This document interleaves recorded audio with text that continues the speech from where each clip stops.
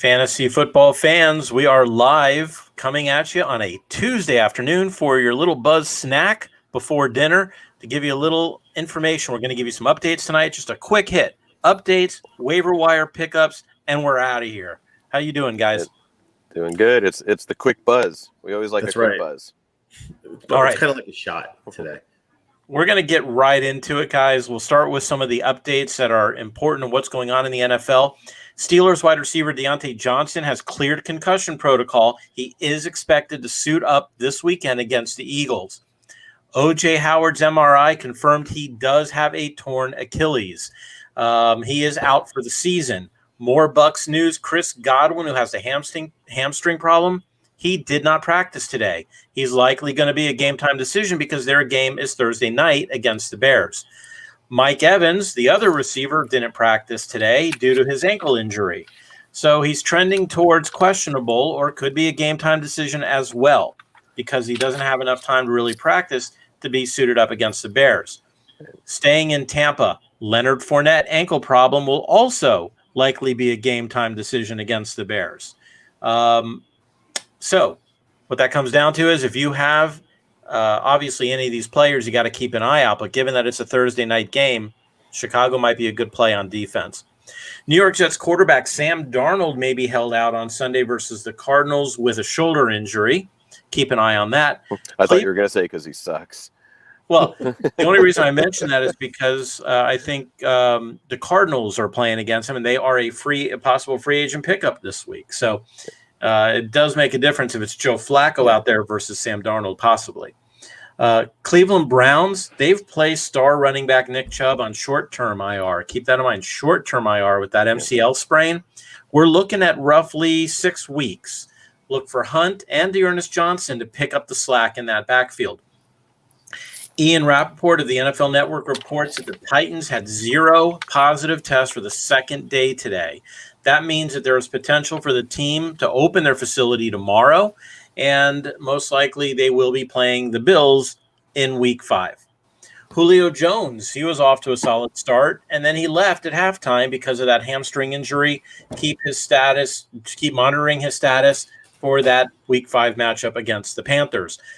Running back Austin Eckler reportedly suffered a serious hamstring injury against the Bucks. He will most likely be placed on injured reserve, but short-term, and could return some point during the season. Look for Josh Kelly, Justin Jackson to lead the Chargers backfield. Guys, that's the quick hit, the quick buzz for today. Let's jump right into waiver wires. People tonight have to put in their lineups. Have to determine who they want to pick up. Right. Who do you guys think that people should be looking out for? Yeah, so we'll we've been talking about this, before the season like crazy. The injuries are going to be mounting, so you've got to be ready to jump on some of those good opportunities. So I'll start in with running backs. You've already talked about it with some of the news and the updates. Some big names went down. Nick Chubb went down, so that's going to leave the door open for Kareem Hunt to assume a lot of those duties. But Dearness Johnson also came in last week and filled in admirably in that 1B role, rolling 13 touches into 100 yards. So you're going to see him, as you know, as they like to do in that offense. It was a very nice running back by committee where both were producing. So Dearness Johnson, to me, is at the top of the list of who you want to go after side by side next to Damian Harris. I like Damian Harris, put up some nice yards. Sony Michel is going to be on the IR, gone for some time. You got Burkhead and White. White's really going to be the passing back guy to go with Burkhead, but Damian Harris can fill in nicely, get you 10, 15 carries a week. Probably not much passing work. So if you're in a PPR league or half-point PPR, I'd have him a little down the list, but he's going to carry nicely.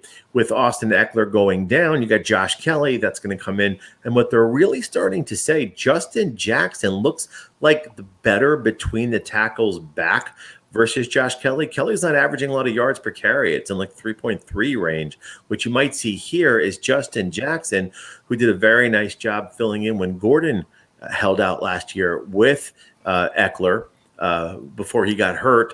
I think Justin Jackson might even be the better play between Josh Kelly. So you're going to want to look at getting him involved as well and picked up as well. So your big names there, you got Harris, Dearness Johnson, Justin Jackson, and then with Fournette going down, we finally got to see some of the rookie in Tampa get his head poked into the action there. So I like Keyshawn Vaughn to come in as well to fill in. McCoy's also down, so he'll be filling in admirably with Ronald Jones. All right. So thank you. We do have a call in. How are you today? Oh. Welcome to the Buzz. Hey, it's Kenneth from Texas. Hey, Kenneth. The reason why I'm calling is I put in a waiver claim for a Scott Miller. If he's cleared to go, would he be in a good play? Absolutely, and stay tuned because I'm going to be talking about wide receivers coming up in the next segment, and Scotty Miller is right up there on my list. So if you have an opportunity to pick him up, I would. Yeah, especially with the injuries there, absolutely. Exactly. But you got to watch out because he's a little banged up too. But Kamish will get into that as he hits over on wide out. So that's going to close out running backs. As always, if there's any big name running backs out there and you have space on your roster, if you have moderate to mid-range wide receivers that you're not going to play, cut them. Go get the Chase Edmonds, the Alexander Madisons, the Latavius Murrays. If somehow the Giovanni Bernards, if they're still out there, get them on your roster. If you have dead space there, because with the injuries mounting, why wait till you get into a bidding war? Grab them now and stash them. Yeah. I actually am going to go against that advice because I have two running backs that I've picked up since the beginning of the season with Hines and Freeman. And most likely I'm going to be letting both of them go this week to get better players. So, depend. Them, yes. Yeah. Oh, yes, absolutely. I'm not talking. I wouldn't talk about. I'm talking about the Alexander players that are actually good players, as they are on good teams. So let me pre-emphasize that. I have Madison and Edmonds on teams, and I've had to drop them, one or the other at times to do other pickups.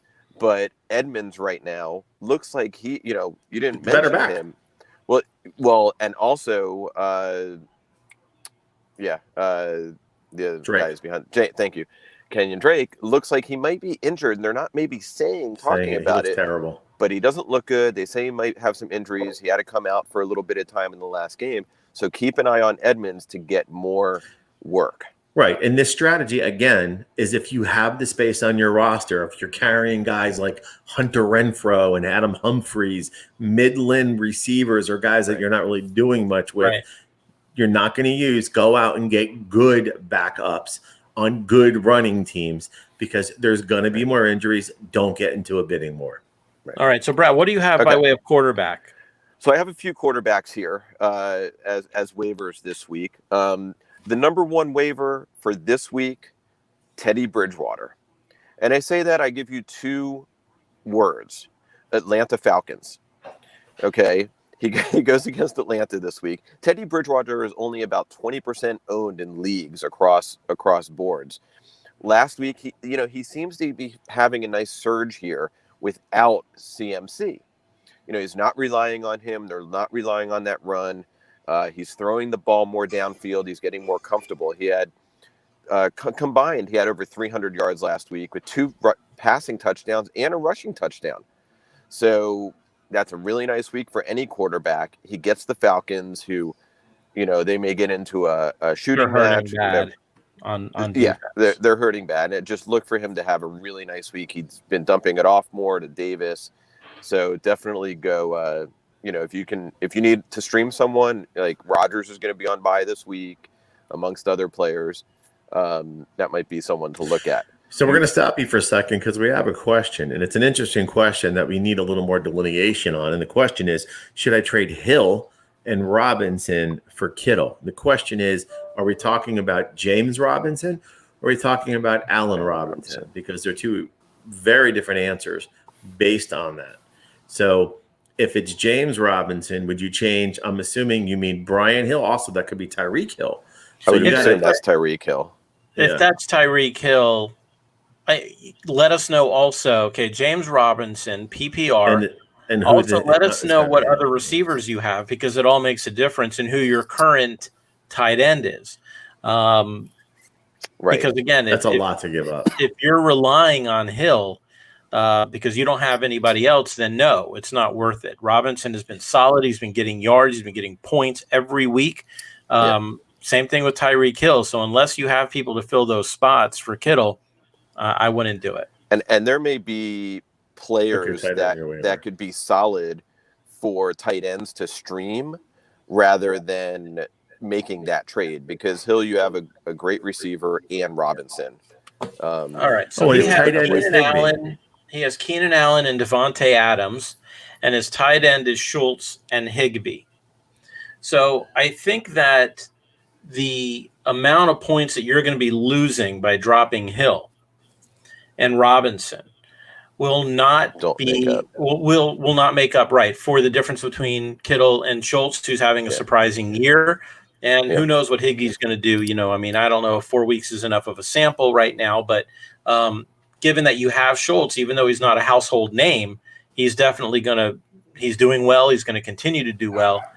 Right. Look, if you can start your lineup with Devontae Adams and Tyreek Hill and then have Schultz as a little bit of a downgrade from Kittle, you got to go for it. Yeah, absolutely. And I wouldn't give up on Higbee yet either. I know Kittle just had like a monster of all monsters weeks, and Kittle's going to be the focus of that offense. There's no question. Right. But I don't think Higbee's one to give up on either. He had a monster week earlier in the season too. So I'd stay with that as well. Okay, right. So let's go back to quarterback. A couple other quarterbacks. You want to be looking at Fitzpatrick. He put up about, depending on your scoring, about 28 points last week. He had 250, a couple touchdowns. He has a little bit of a tougher matchup this week, San Francisco, but he's good to have now. I know there was also talk about Tua coming in at some point. There's starting to be some grumblings. I know they kind of put that to the side, but I do see that happening maybe a couple weeks from now.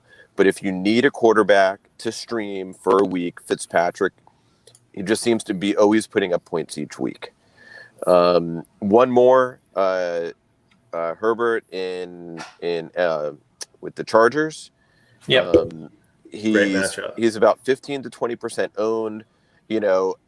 At this point, I know they said that Tariq Taylor's going to come back when he's healthy, but do we see that at this point? I mean, Herbert's playing well. I don't think they're bringing Tyrod Taylor back in. No, but I don't think so either. I mean, he threw for almost 300 yards and 3 TDs, going head to head with Brady. I mean, the guy, you certainly see when he's playing, he's got something. It's certainly something there. And I see them, they get New Orleans this week. He should be passing, should be a nice little shootout. So those are my 3 quarterbacks to potentially stream this week if you need someone and you have other people on bye. Okay, we do have another question here. Judy or Slayton rest of season in a PPR?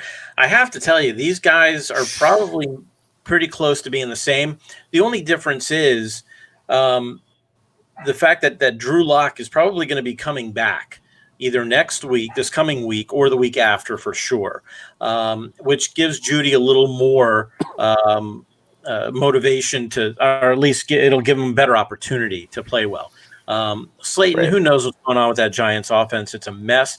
Right now, the safeties don't have to worry about someone like Saquon Barkley, so they're sitting back. They're double teaming someone like Slayton. Slayton, I don't think you're going to go wrong with either one, but if you're asking me for sure which one I would grab, I'm going to grab Judy at this point. I agree. Locke is coming 100%. Back. Yeah, it's a better team. He had a nice chemistry with Locke before Locke went down. So I'd go Judy as well. All right, so let's go. We're going to jump into wide receivers now. And from our caller, Kenneth, he asked about Scotty Miller. He's actually becoming one of Brady's favorite targets, and he's actually second on the team with 21 targets. And no one would have ever guessed that he's actually second on the team in receptions as well, and leads the Bucs in yards with 250. So the fact that they lost O.J. Howard, the fact that Chris Godwin and Mike Evans can't seem to get healthy, Scotty Miller, who was questionable last week but did put in a very good game, same thing this week. If you have the opportunity to grab Scotty Miller, I would grab him. Another guy, and if you're sick and tired of waiting for A.J. Green to have that breakout game, grab T. Higgins, guys. He's got only 2 fewer receptions than who was supposedly the number 1 wide receiver on the team. And he's only second to Tyler Boyd in receiving yards. So look for Higgins to get better week after week after week while Green starts regressing further. Starts? Yeah. I said further. Continues. Continues to regress. All right. Yeah. Now, for those of you who don't think that Darren Waller could actually get the ball every time the Raiders throw, you might want to look at Hunter Renfrow. Now, Hunter Renfrow has stepped it up with Ruggs and Edwards being hurt, and he is only second to Waller in receptions, targets, and receiving yards. So if you're looking for somebody, and he was so much fun to watch in college, if you remember how he was in the championship game for Clemson, Hunter Renfrow is your guy. I would grab him. And finally, what we saw last night was Olamide Zaccheaus for the Falcons. I apologize on that one. Julio didn't play the second half, and so Zaccheaus stepped up, and he had actually a very good game. I know he's only 5'8". He's a small guy. He's not built like Jones, but he hauled in 8 of 9 of his targets for 86 yards on Monday night. I would stash him. Here's somebody that I think moving forward is somebody you could stash if they're available. I just have to say one thing. Last night, Calvin Ridley, 0 catches. How is that possible? Unbelievable. Yeah. Well, it's funny. I won't go into. I have a whole story about what happened last night because so many games. The thing with Monday night games is that so many of our fantasy football games rely on those star players on Monday night and what happens. And all I can tell you is that Jonah and I both were waiting until the last second to tick off that clock. He was going against somebody that had Gage, and if Gage had one more catch, he would have lost. And oh my God. 4 minutes, it was every other receiver on Atlanta except Gage. So right. We've all been there. We've been there. Yes, we have. All right, we are going to now go over to tight ends. Who's got tight ends?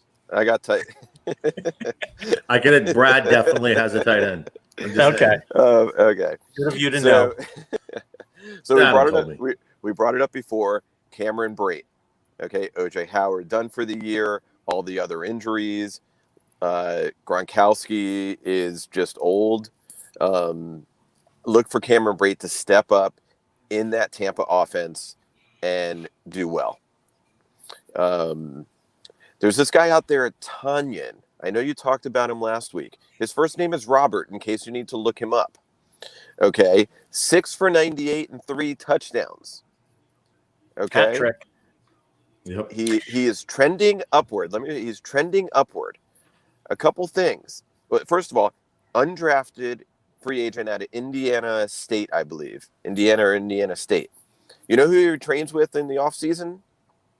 Who? One of his best friends? This guy, he's not too bad. George Kittle. Okay. He's looking a little bit he was like tweeting about him last night. He's looking a little bit like him in these games now. It's becoming quickly a favorite target of Rodgers. And when that happens, it's all good. And if you would have listened to me Saturday morning, you would have picked him up.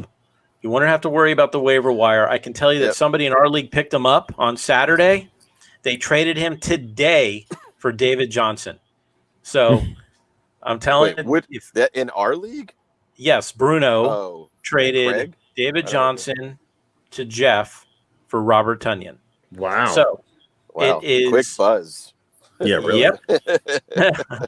So, if there's somebody like in our league that are buzzed, you gotta grab them. Exactly. Okay. Also, I mentioned it before. Schultz goes against the Giants this week. Now, keep in mind, Tanyan, if he is still out there and you can get him, he is on bye this week, but still pick him up, even though he's on bye. Schultz plays the Jets. He's still only about 30% owned. He's been between 10 and 15 points for 2 weeks, and just below that for the other 2 weeks. He's trending upwards. They're throwing like 70, 80 passes a game. So, he's going to get catches. Yeah. So And that's a lot of points for a tight end in this league, and for sure. So those are my tight ends. If you really need to go deep for a streamer this week, you could look at Sample from Cincinnati. He had 3 for 47 last week. He did have 5 targets. So if you can get 5 to 7 target range for a tight end, that's not too bad. But that's if you need, and he goes against Baltimore, so a little bit tougher matchup. But as teams are starting to buy, he could be a bye week stream. Sounds good. Now we're gonna jump into defenses real quick. Keith, do you any defenses to stream out there? There's not a ton, and I'm looking at percentages of ownership and games coming up and all the leagues that I'm in and how many things are out there. There's a couple based on just a few different things. Number one, the Chiefs, and people have always been asleep on them. They've been fantastic actually in a few different categories. 7 turnovers so far. They're really good at getting after the quarterback and they get the sacks. So I do like the Chiefs if they're still available in your league. They got a halfway decent matchup, but if they're available, I like them. I also like Chicago. I think you talked about them for a second.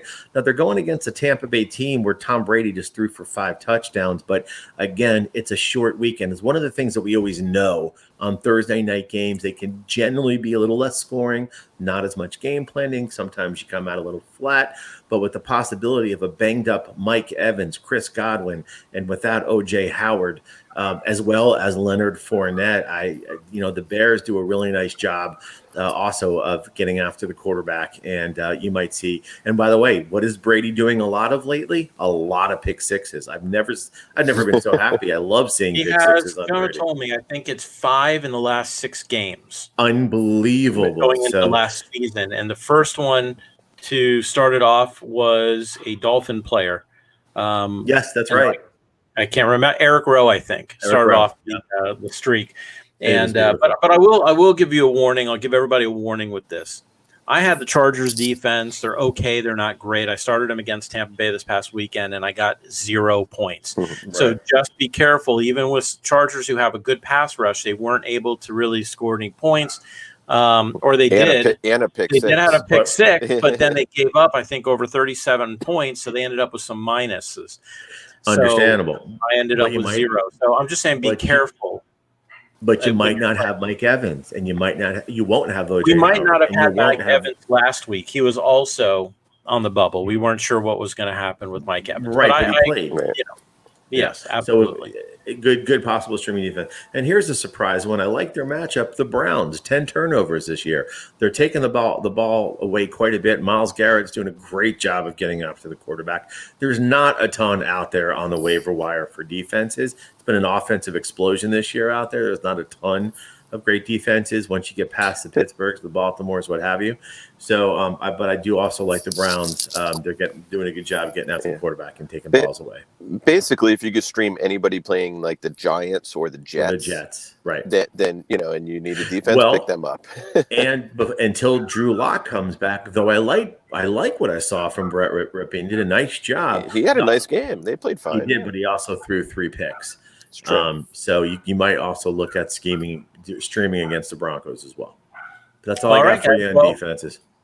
That should do it for today. Just a quick buzz, and we are going to be back with you. We're going to do a show tomorrow night at 8:00. Does that sound good for you guys? Yeah, all right, perfect. Tomorrow night at 8:00, we're going to tell you who you should put in your lineup, and all who you should bench as well. So, anything before we leave? Yeah, let's go Heat. Let's go Heat. And Marlins. Go Heat. And Marlins, of course. All right. Good job, guys. We'll see you tomorrow night. See you tomorrow.